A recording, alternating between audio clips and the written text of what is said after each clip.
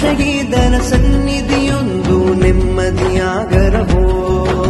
ಸಾವಿರ ಸಂಖ್ಯೆಯ ಅಳಲಿದ ಜನರು ಸೇರುವ ಸಾಗರವೋ.